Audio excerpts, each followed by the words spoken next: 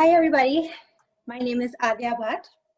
I work for Bell as a technology specialist. As said, apart from that, I am working, volunteering for Google developers as an organizer and an active member of Google's Women Techmakers. Apart from that, I try publishing papers, try working on socially contributing projects just to be out there. You can see my LinkedIn right down below if you want to follow me or if you have any questions after the presentation, please feel free. And please make sure that when you send me a request, have a note saying that we met here so that I know where we met, which is very important. So let's start with the most daunting topic of the world, the secret of landing a job, COVID version. I'll try to keep the presentation as small, sweet as possible. I know most of you all are hungry, thinking about pizza or lunch, I know it. So let's get started. So being a student, it can be very difficult to analyze the job market. And everyone has gone through this because students like us, what we do is we have to go through this process of finding a job. And everyone has done that. Everyone, if you talk to them, has a story of how did they finally land their dream job or they finally landed a job. So everyone has been there. You can see how this girl, she's trying to stand in front of the panel and try to be herself. Yes, all of these things are true, that the hirings have been frozen since the start of COVID and now they are getting better. Now that depends from companies to companies, department to department, location to location. They are doing this so that they cannot lay off all the people who are already there in the company, which is another excellent idea of doing. So one of the ideas would be to apply for more jobs, more than regular, than what we did before COVID. I know that is very stressful, but hang in there. You'll have all the ideas through the presentation. The second thing is when we give interviews and when we showcase ourselves, and if we want to shine, we have to speak. And that can get very difficult during COVID, especially when we have to follow all the rules and regulations and be concise and in a room and be with less number of people as possible. So intellectual skills reduces and the way we talk tries to get changed, which we don't have to do, which is happening. So the first thing you have to do, the first thing everyone has to do when you try to find a job or when you want to find a job is try to evaluate yourself. Try to find who you are. That can be very difficult, but it is the most important thing to do. So the practice how to find yourself is known throughout SWOT analysis. I believe everyone would have heard this. It is very important in business factors when you want to improve your company or for self-analysis of yourself. What it tries to do, SWOT analysis, is it tries to find out, okay, what strengths does a person has? What type of improvement do I want to find in a certain area? Say, for example, I'm very good with speaking, for example, but I don't know how to code. Could be, or some other person who has amazing coding skills but is shy from camera or is has not that good of managemental skills. Happens with everybody. So these are the factors what we have to find out. And why is this important? Why do we have to start with this?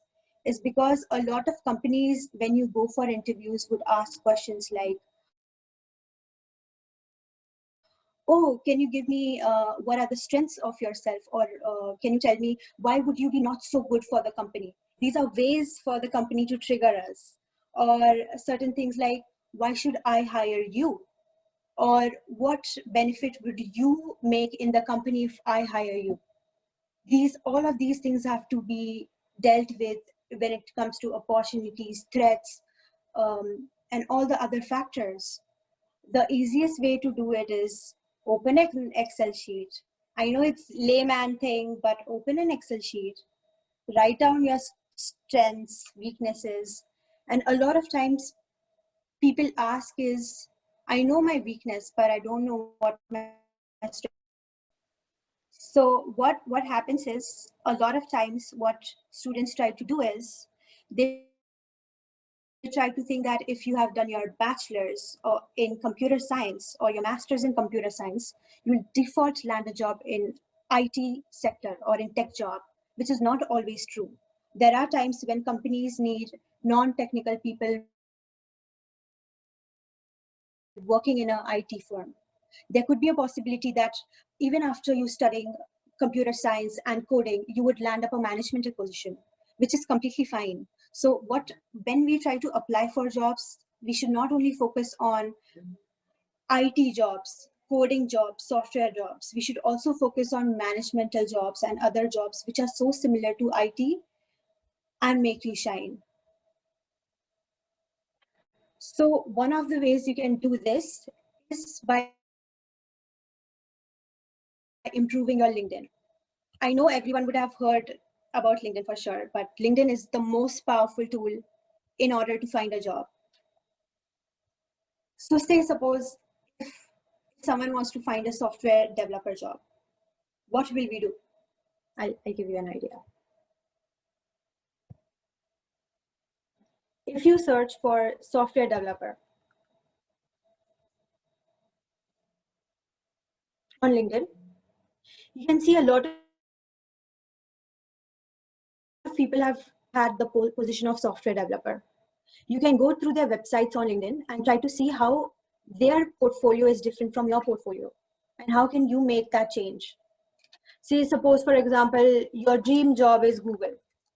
So you can just search software developer Google, and you can see so many people who are working as a software developers in Google, and all you can do is search and try to make your profile similar to theirs by working, but by making it similar. Other ways you can use LinkedIn would be, say suppose you want to search hiring. You can look at so many people are actually hiring, give referrals, we are hiring, we are hiring, we are hiring, all of these, and there would be more. So many people are hiring. So we should keep in mind about all of these and try to accept all of these things. The other thing what we can do on LinkedIn is, say suppose I go to my profile, and then let me say I go to more, and then I try to build my resume,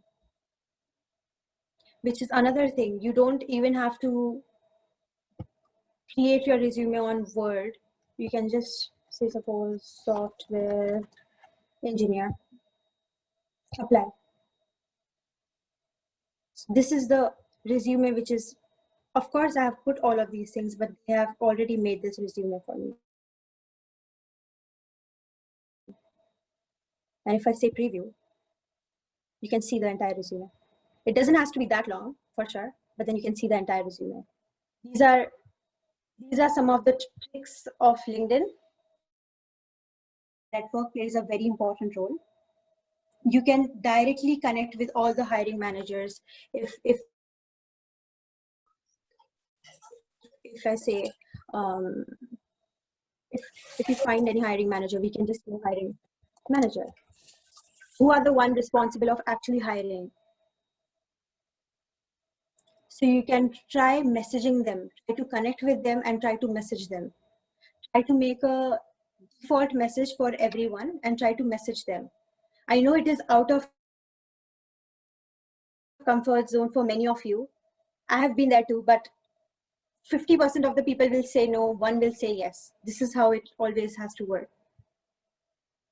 Try to contact them and try to make your LinkedIn profile strong as possible. Like work experience or volunteering or project experience. I know most of you are students, so you wouldn't have that much of work experience. But if you would have done any internship, or if you would have any volunteering, any course which you had, and in that you had a project, which is common for everyone, you can add that as a work experience. Just add it as experience. So the first thing I would suggest is to make a LinkedIn profile, then try to make a resume. It is different from other ways, but it works best, because this way, by looking at others' resume or others' LinkedIn profile, that how kind of resume you want. Making a resume is never, never have a phone number in your resume and never have your full address. So because there have been instances where people put their phone numbers and their full address and it goes to the wrong hand, which we do not want. So if you are a website and official platforms, please do not put your phone number or your full address. Always spell check your resumes, and the easiest way to do it is by printing out the resume and by checking it hand to hand whether you have mistake, what is the layout, because this way we get a different perspective of the resume. And this is the way you can share it with others and ask them that how is the resume, would you hire me? And the best thing is to think, would I hire myself? That is the best way to think about it. And if you think, no, I wouldn't hire, looking at this resume, I wouldn't hire myself, that means you have to make efforts to change yourself with the resume.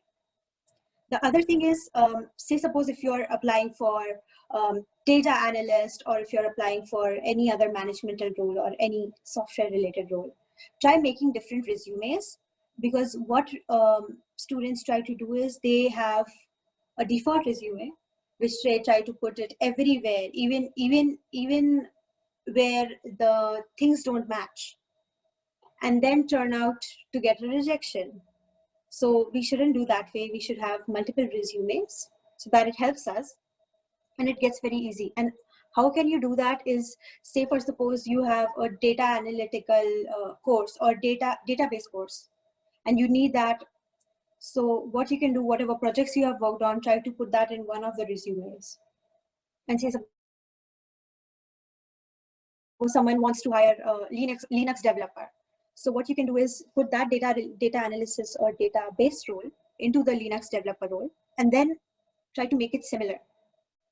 But please do not put any fake information on the resume. People will catch, because when they ask you in your interviews, have you worked on that, you wouldn't be able to showcase it, which is not good on the path. Secondly, if you want, you can try calling a lot of people whom you know would be hiring. Say suppose your friend's mom is hiring. Ask her, do you have a job, or do you know someone who has a job? Because everyone knows everyone, and it's not who you know which always makes sense. And there are a lot of templates resumes where you can go and upload them. So let's look at these two resumes. Can someone say which resume would you select? And why wouldn't you select it? I would select the left, to be honest. I hate bars on resumes because I used to work as a manager. So I hated seeing bars on resumes. Sometimes the photo is like irrelevant, but I liked how there's a lot of experiences on the left. Good. Even I would have selected the left one. Please never have photos on the resume, people. Please don't have it. Secondly, the way this lady or the sir has tried to put their email ID, LinkedIn, GitHub, everything makes sense. Even the work experience. Try to make sure that in your resumes, if you have something to show, try to put numbers. What I mean is, say for example, this marketing research analysis, whatever happened, it increased by 25%, which shows how much difference did the person make in the association. Say for suppose, if in your education you have got better performance and better percentage, try to put that in the education, so that employer gets a perspective of, okay, you worked hard in your school, which plays very important role, because numbers is the first thing which tries to attract the employer. attract people. And it shows how much work and how much efforts you have made in an organization or a school, anywhere. So there are big no-nos which I would like to tell. People, when it comes to applying for jobs, they try to take it easy. I have heard from a lot of people, what they try to do initially is try to blame COVID. What I mean is, oh, because of COVID, anyways, I won't be having a job or people are not hiring, so why should I apply? With that thinking, it would be very difficult. So I think to have an open perspective and just forget about COVID and start applying for jobs as if COVID was not even there. We should do that. And I know it can be very difficult. Try taking breaks and keep applying for jobs. I know it is, I know how it is. And try to ask people if you need job. Try to ask as many people you want, your friends, anyone, because network plays a very important role. And don't only make one resume and apply as more as possible. So I talk to a lot of students, a lot of people, and they come for advice. And I have made these frequently asked questions to me so that you can get an idea of how things are. One of the questions they ask is, oh, Aadhya, when should I start applying? Can you just tell me what is too early and what is too late? Things like that. And I know how it is. So what you should do is, say suppose you're in your bachelor's and the bachelor's is for 4 years. You should start looking for jobs in your third year. Start looking for jobs, whatever. Look at the LinkedIn profiles and start seeing what your ideal job would be, and try catering your resume towards the same. Try sending requests on LinkedIn to people, hiring managers and all of that, because getting a job is a very lengthy process. Interviews is a very lengthy process. There would be like 6-7 interviews for one job, 6-7 steps of interviews for one job. So that's how lengthy it is. So I would tell people to start applying from third year, or maybe in the start of fourth year. But always have a mindset, because I know as soon as we start with the university, we start with the mindset, oh, I hope I get a job. I really hope I get a job. Because that is one of the things which is very difficult, but it's very easy. The second thing which people ask is, how should I start applying? Where should I go? There are so many platforms. What should I do? So here's the trick. LinkedIn is a very good profile, very good social platform where you can start applying for jobs. Click in the alerts for finding a job so that you can get new alerts on your emails. Oh, these people are hiring right now. Oh, the hiring is not there right now. And then try to make yourself more better. The second thing is, what you can do is, you can find for top 200 companies there, or you can say, suppose I'm in Waterloo, so top 200 companies in Waterloo for software development. Certain keywords play a very important role. Or top 100 companies, top 100 startup companies, certain things like that plays a very important role. The third important thing is, not all the companies would be listed on Google. I have found that out. I've searched myself while finding jobs. Even on LinkedIn, there are certain companies which do not advertise for jobs, but are there. Even if you search for top 500 companies, there would be companies which wouldn't be there. Now, the thing is, how do I apply for jobs? Then, the easiest way is, go on Google Maps, zoom, search for companies, write it down. I know no one will give you this information, but this is the very easiest and very important thing.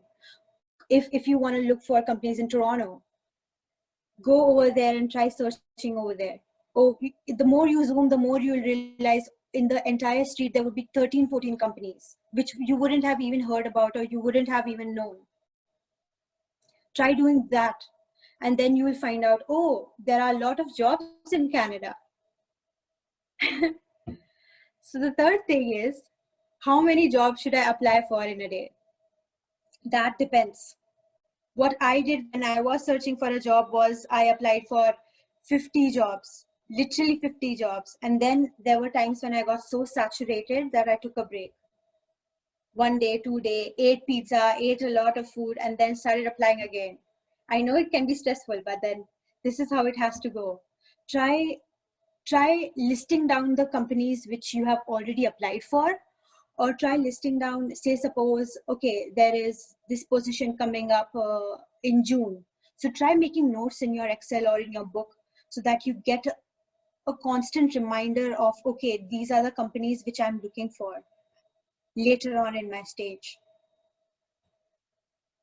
Which other positions or which positions can I apply for, being just completed my graduation?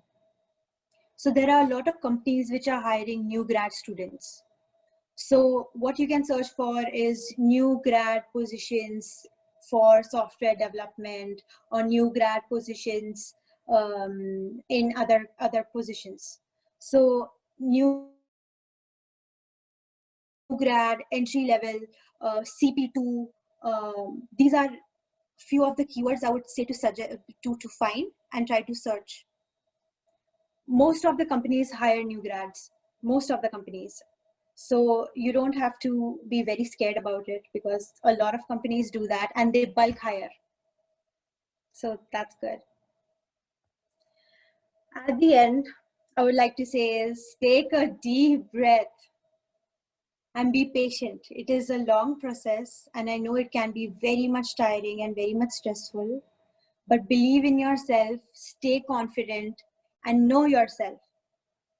And just keep talking to people. I know how difficult it gets, but you got this. You can do it. You can get a job. You know how to do it. Thank you.